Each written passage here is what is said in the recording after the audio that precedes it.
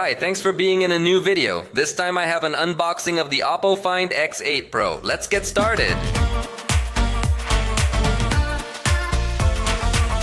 Excellent news is that OPPO has finally brought this device to Mexico. The Find X series is the high-end series of this manufacturer, in case you didn't know. Since OPPO made its introduction to Mexico with the Reno series as its highest series. But definitely those devices still fall very short compared to what this Find series offers us. At the time of recording this video, I do not know its launch price, but if I already know it at the time of editing, it is appearing on your screen. In the video review, we will analyze how it fares in price, but obviously we are talking about a high-end device, so don't expect a very low price. Let's take the device out of the box and see what it brings us. So let's break the seal and take the contents out of the box.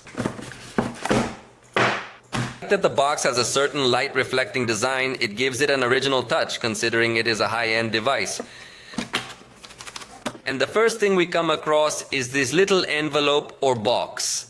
Let's open it to find more content. We're going to have paperwork of a lifetime, safety information, quick start guide, and curiously they include a case. I have mixed feelings about that. On the one hand, I like that they include a case because most manufacturers at the high end don't even include a charger, much less a case.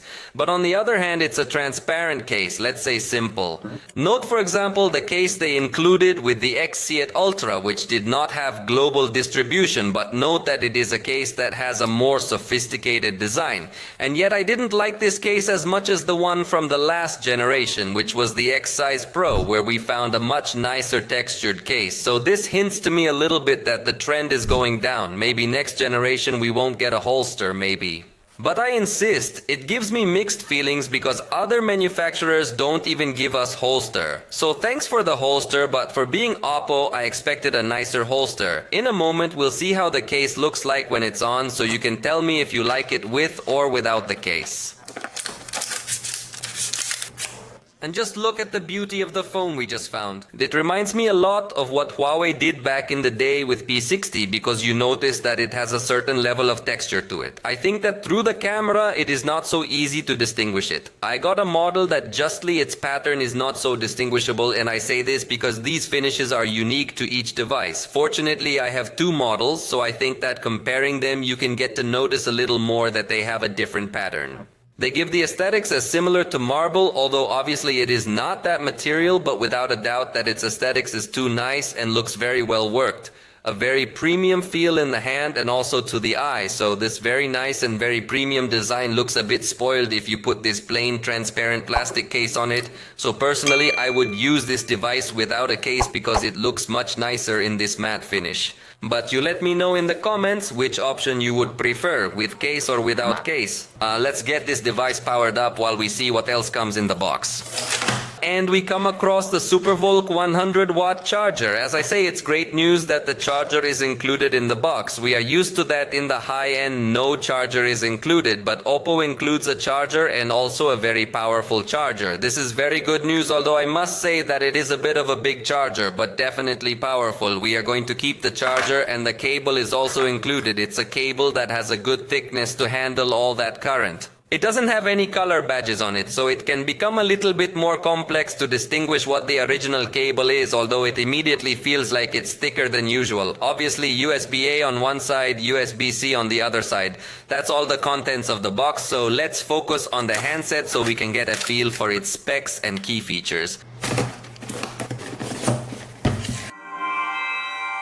I've already got this device set up here in my hand so we can give you a look at the specs that it integrates. It is 8.24mm thick and weighs 215 grams. Within the high end, it is one of the lightest devices, and something that strikes me is that the camera module does not protrude so much, considering that it has an exaggeratedly advanced system that I will tell you about in a moment. So we are really in front of a device that feels comfortable in the hand. It also integrates a special button to access the camera. In fact, it also allows you to manipulate the zoom quickly. Unlike the iPhone button, you don't have to tap to interact with elements, although it can't manipulate anything other than the zoom, which I think is good enough, although it ends up being a bit useless because you can also control the zoom directly with a tap from the screen. So it's not that useful. If you wanted to use it to take picture, you can do it. Maybe holding the device vertically, it can be a bit more useful. It also integrates the slider so you can have a mute, vibrate or sound mode. These are two elements that look clearly inspired by the iPhone but with a slightly different implementation. The screen has a diagonal of 6.78 inches. It offers us resolution higher than Full HD. To be exact, 2780 by 1264 pixels. And then, it is AMOLED technology with intense colors, high contrast, everything is good on the screen. It even has the adaptive tone feature that will adjust the white balance of the screen with the white of the environment. For example, in this case, I'm working in a little warm light, and when I turn this option on, the screen looks much better even in the camera. Notice that if I turn this option off, the screen will become much cooler, and this is exactly what it does in real life. I love this feature and few Android devices incorporate it. It's a display that peaks at 800 nits typically, but the maximum peak when you see HDR is 4,500 nits. In fact, the screen incorporates Pro XDR technology developed by OPPO that observes that it will emit more light in some areas in conjunction with the photography and the camera that this device has. So they achieve a lot of realism when viewing this type of content.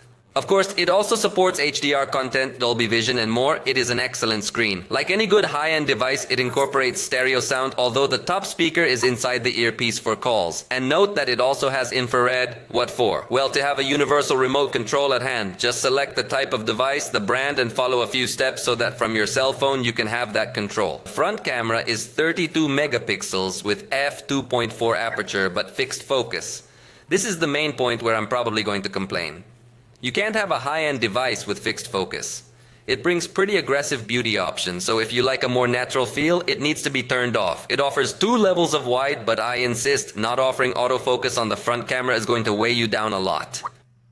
And as you notice, the preview is quite well optimized. I think not at the same level of the final result, but I think in this aspect OPPO does a good job. Also, it has a good result photography, but definitely the fact of having fixed focus I think will affect it in a big picture. However, the rear cameras are spectacular. For starters, we find the ultra-wide-angle camera with 50 megapixels, f-aperture 2.0 and autofocus, so it also works for macro shots. Next, we find the 50 megapixel wide-angle camera with f-aperture 1.6 and optical stabilization. Then we find the first telephoto camera with 50 megapixels, f-aperture 2.6, obviously autofocus and optical stabilization. And finally, the second telephoto camera with 50 megapixels, aperture f4.6 and optical stabilization. You may wonder which one is the main camera. OPPO claims that they are all main camera, and they are partly right. It has 50 megapixels each and they have good aperture. Basically, they cover a very good spectrum from 0.5x 1x. This camera also gives you different focal lengths while maintaining optical quality. Then you go to 3x, which also maintains a quality very close to optical quality until you get to 6x, where you find again optical zoom, which also maintains optical quality until you get to almost 120 millimeters. So I insist, it is a spectacular photographic system. Perhaps here we are going to understand it better. Look, this would be the ultra-wide camera with 15 millimeters. I must say it's not the widest camera on the market. Then we can move on to the main camera 23 millimeters. If you click on this button, it also offers you the 28 or even the 35mm setting, all of them maintaining optical quality. Then you go to 2x, 48mm while maintaining optical quality. Then 3x, 73mm. And as I say, in all of these settings, before you get to 6, you also maintain optical quality. And you go to the other lens, although if you're very close, it's not going to use the lens because these lenses are telephoto, they require far distances. And if you press again, you will access up to 300mm, still maintaining excellent quality. To be perfect, the only thing missing is to have macro functions in the telephoto camera. That is still a bit pending. But if you don't believe me, let's see the results. This is the photograph with 15mm. It looks very well detailed, very good colors, very good everything. 23mm, again, very nice everything, and actually maintains a very nice color rendition between the ultra-wide camera and the wide-angle camera. Now you're looking at the 28mm setting, still looking very good. At the 35mm setting, you're still seeing very good image quality. We go to the 48mm setting, that's 2x zoom, and you don't even notice that it's digital zoom. You can still see the detail very well. We move to 73mm where we are noticing optical zoom. The detail is excellent, and I insist that it continues to maintain a very similar color rendition between all these cameras. We go to 85 millimeters, and I want you to continue to notice how it looks like it's optical zoom. You practically don't notice that it's digital zoom. We jump up to 135 millimeters. Again, we're talking about optical zoom. The quality is brutal. It's very good. We go up to 300 millimeters. That is, we are talking about a zoom a little bit more than 13x, and definitely the level of detail is very good. From here, it will start using artificial intelligence to improve the detail, and look at the result we have at 450 millimeters. It looks just spectacular.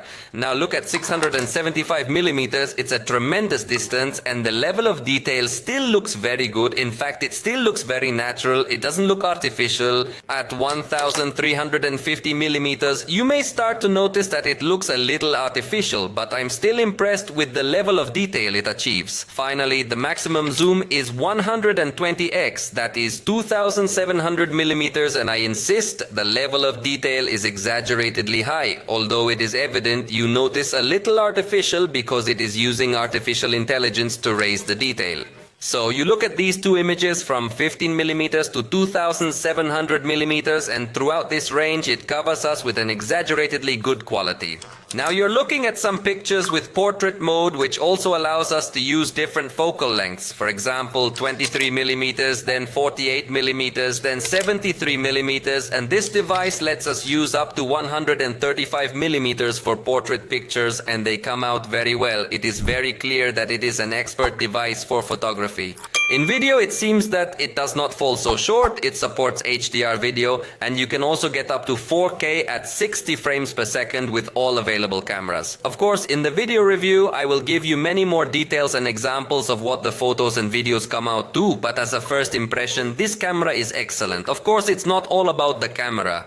The battery is 5910 mAh, a tremendous capacity, and considering that we're talking about a relatively thin and light device, this capacity really stands out. It includes a 100-watt charger in the box, and it also supports wireless charging and also reverse wireless charging, so it has it all. By the way, it also includes an in-display fingerprint reader, and it's IP69 rated for water and dust resistance. Not only does it resist submerged salt, it resists hot water jets as well, so it's pretty good in resistance as well. Although it does not include Gorilla Glass, and OPPO has not shared with us specific details of the level of resistance that this glass can reach. We'll have to see if someone is encouraged to make a drop test comparison against other devices to see more or less how it is. By the way, I find this feature of it changing wallpapers very off-putting. Fortunately, you can turn it off. We will find 512 gigabytes of storage, 16 gigabytes in RAM with virtual RAM available. I consider this completely unnecessary, having so much physical RAM.